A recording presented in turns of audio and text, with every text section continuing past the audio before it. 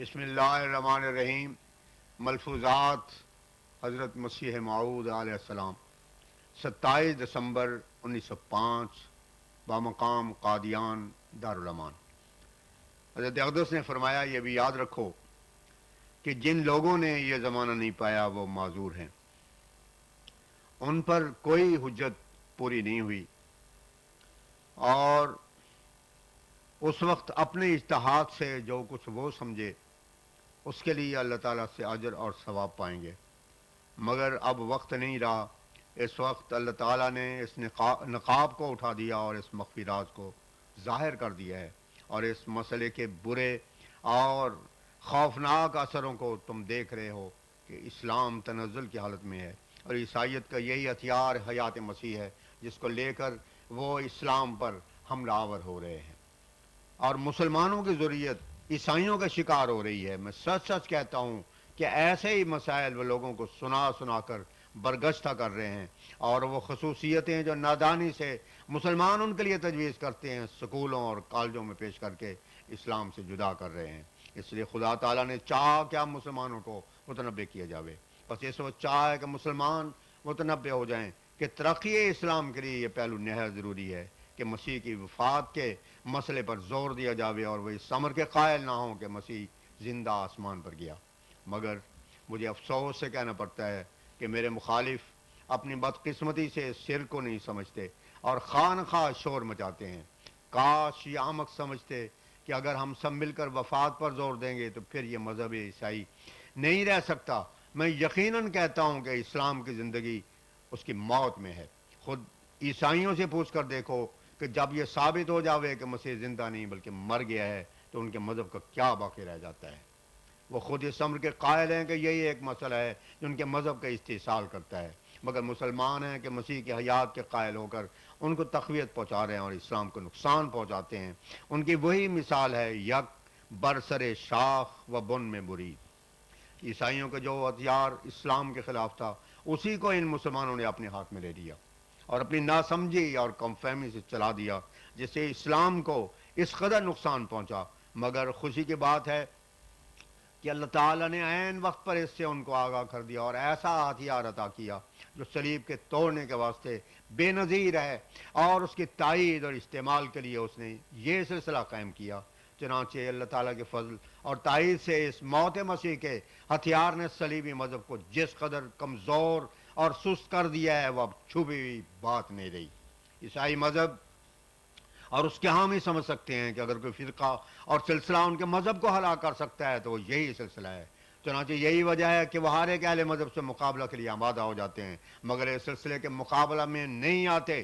Bishop صاحب کو جب مقابلہ کی دعوت دی گئی تو ہر چند اس کو بعض انگریزی اخباروں نے بھی جوش دلایا، مگر پھر بھی وہ میدان میں نہیں نکلا۔ اس کی وجہ یہی ہے کہ ہمارے پاس عیسائیت کے استحصال کے لیے وہ ہتھیار ہیں جو دوسروں کو نہیں دیا گیا ہے، اور ان میں سے پہلا ہتھیار یہی موت مسیح کا ہتھیار ہے۔ موت اصلی غرض نہیں، یہ تو اس لیے کہ عیسائیوں کا ہتھیار تھا جس سے اسلام کا نقصان تھا۔ اللہ تعالیٰ نے چاہا کہ اس غلطی کے تدارک کرے، چنانچہ بڑے زور کے ساتھ اس کی اصلاح کی گئی۔ اس کے علاوہ ان غلطیوں اور بدعات ان غلطیوں اور بدعات کو دور کرنا بھی اصل مقصد ہے جو اسلام میں پیدا ہو گئی ہیں۔ یہ قلت تدبر کا نتیجہ ہے اگر یہ کہا جاوے کہ اس سلسلے میں اور دوسرے مسلمانوں میں کوئی فرق نہیں ہے۔ اگر موجودہ مسلمانوں کے معتقدات میں کوئی فرق نہیں آیا اور دونوں ایک ہی ہیں تو پھر کیا خدا تعالیٰ نے اس سلسلہ کو ابس قائم کیا؟ ایسا خیال کرنا اس سلسلے کی سخت حدق اور اللہ تعالیٰ کے حضور ایک جرأت اور گستاخی ہے۔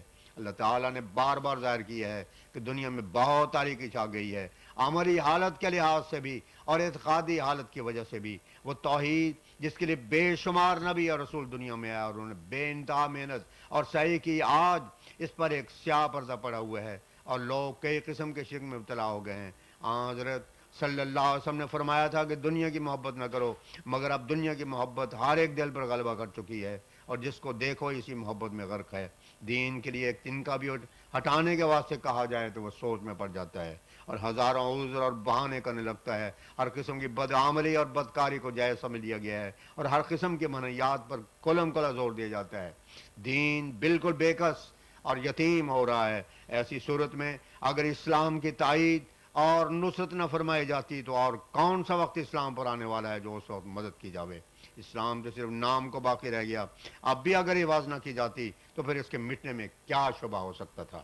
میں سچ کہتا ہوں کہ یہ صرف قلت تدبر کا نتیجہ ہے جو کہا جاتا ہے کہ دوسرے مسلمانوں میں کیا فرق ہے. اگر صرف ایک ہی بات ہوتی اس قدر محنت اٹھانے کی کیا حاجت تھی؟ ایک سلسلہ قائم کرنے کی کیا ضرورت تھی؟ میں جانتا ہوں کہ اللہ تعالیٰ بار بار ظاہر کر چکا ہے کہ ایسی تاریکی چھا گئی ہے کہ کچھ نظر نہیں آتا.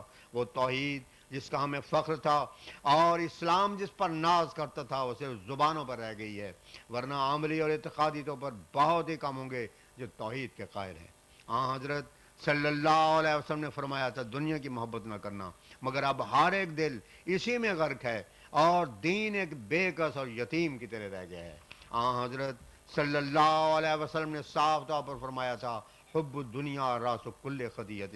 یہ کیسا پاک اور سچا کلمہ ہے، مگر آج دیکھ لو ہر ایک اس غلطی میں مبتلا ہے. ہمارے مخالف آریہ اور عیسائی اپنے مذاہب کی حقیقت کو خوب سمجھ چکے ہیں لیکن اب اسے نبھانا چاہتے ہیں.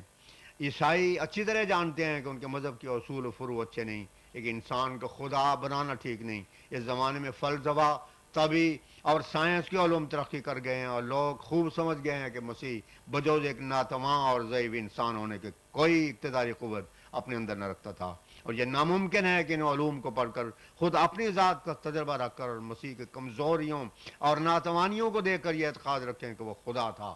ہرگز نہیں. شرک عورت سے شروع ہوا ہے اور عورت سے اس کی بنیاد پڑی ہے، یعنی حوا سے، جس نے خدا تعالیٰ کا حکم چھوڑ کر شیطان کا حکم مانا. اور شرک عظیم یعنی عیسائی مذہب کی حامی بھی عورتیں ہی ہیں. در حقیقت عیسائی مذہب ایسا مذہب ہے کہ انسانی فطرت دور سے اس کو دھکے دیتی ہے اور وہ کبھی اس کو قبول کر ہی نہیں سکتی. اگر درمیان دنیا نہ ہوتی تو عیسائیوں کا گروہ کثیر آج مسلمان ہو جاتا. بعض لوگ عیسائیوں میں مخفی مسلمان رہے ہیں اور انہوں نے اپنے اسلام کو چھپایا ہے، لیکن مرنے کے وقت اپنی وصیت کی اور اسلام ظاہر کیا ہے. ایسے لوگوں میں بڑے بڑے عہدیدار تھے، انہوں نے حب دنیا کی وجہ سے زندگی میں اسلام کو چھپایا لیکن آخر انہیں ظاہر کرنا پڑا. میں دیکھتا ہوں کہ ان دنوں میں اسلام نے راہ بنا لیا اور اب وہ ترقی کر رہا ہے. حب دنیا نے لوگوں کو معجوب کر رکھا ہے.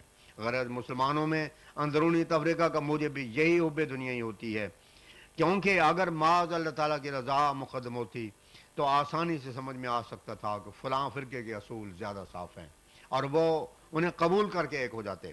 اب جب کہ حب دنیا کی وجہ سے یہ خرابی پیدا ہو رہی ہے تو ایسے لوگوں کو کیسے مسلمان کہا جا سکتا ہے جبکہ ان کا قدم حضرت صلی اللہ علیہ وسلم کے قدم پر نہیں. اللہ تعالیٰ نے تو فرمایا تھا قل ان کنتم تحبون اللہ فاتبعونی یحببکم اللہ. آل عمران آیت 32. یعنی اگر تم اللہ تعالیٰ سے محبت کرتے ہو تو میری اتباع کرو، اللہ تعالیٰ تم کو دوست رکھے گا.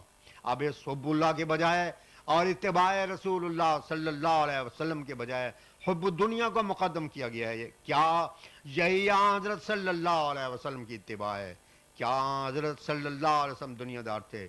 کیا وہ سود لیا کرتے تھے یا فرائض اور احکام الہی کے بجاوری میں غفلت کیا کرتے تھے؟ کیا آپ میں معاذ اللہ نفاق تھا، مداہنہ تھا، دنیا کو دین پر مقدم کرتے تھے؟ غور کرو.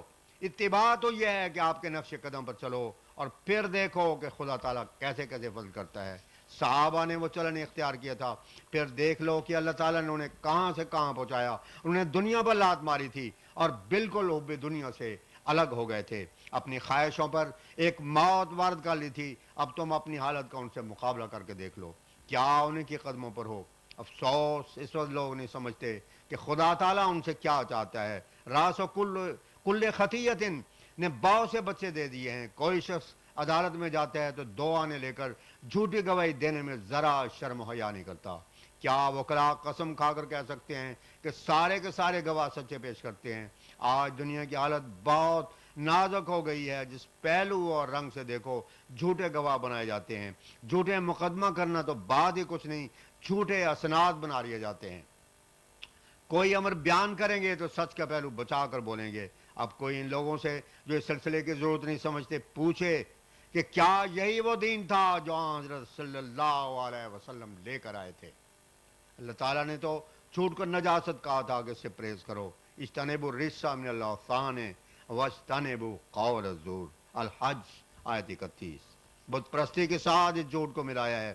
جیسا احمق انسان اللہ تعالیٰ کو چھوڑ کر پتھر کی طرف سر جھکاتا ہے، ویسے ہی صدق اور راستے کو چھوڑ کر اپنے مطلب کے لیے جھوٹ کو بت بناتا ہے۔ یہی وجہ ہے کہ اللہ تعالیٰ نے اس کو بت پرستی کے ساتھ ملایا اور اس سے نسبت دی۔ جیسے ایک بت پرست بت سے نجات چاہتا ہے، جھوٹ پر بولنے والا بھی اپنی طرف سے بت بناتا ہے اور سمجھتا ہے کہ اس بت کے ذریعے نجات ہو جاوے گی۔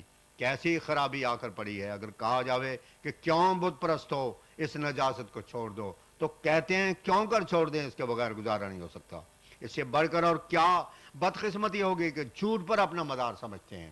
مگر میں تمہیں یقین دلاتا ہوں کہ آخر سچ ہی کامیاب ہوتا ہے، بھلائی اور فتح اسی کی ہے۔ مجھے یاد ہے کہ میں نے ایک مرتبہ امرتسر ایک مضمون بھیجا، اس کے ساتھ ہی ایک خط بھی تھا۔ رضیہ رام کے وکیل ہند اخبار کے متعلق تھا۔ میرے اس خط کو خلاف قانون ڈاکخانہ قرار دے کر مقدمہ بنایا گیا۔ وکلاء نے بھی کہا کہ اس میں بجوز اس کے رہائی نہیں، جس خط سے انکار کر دیا جاوے۔ گویا جھوٹ کے سوا بچاؤ نہیں، مگر میں نے اس کو ہرگز پسند نہ کیا، بلکہ یہ کہا کہ اگر سچ بولنے سے سزا ہوتی ہے تو ہونے دو، جھوٹ نہیں بولوں گا۔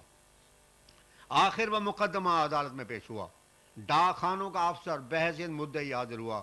مجھ سے جس وقت اس کے متعلق پوچھا گیا تو میں نے صاف طور پر کہا کہ یہ میرا خط ہے، مگر میں نے اس کو جزو مضمون سمجھ کر اس میں رکھا ہے۔ مجھے اسٹیٹ کی سمجھ میں یہ بات آ گئی اور اللہ تعالیٰ نے اس کو بصیرت دی۔ ڈاک خانوں کے افسر نے بہت زور دیا، مگر اس نے ایک نہ سنی اور مجھے رخصت کر دیا۔ فرمایا میں کیوں کر کہوں کہ جھوٹ کے بغیر گزارا نہیں؟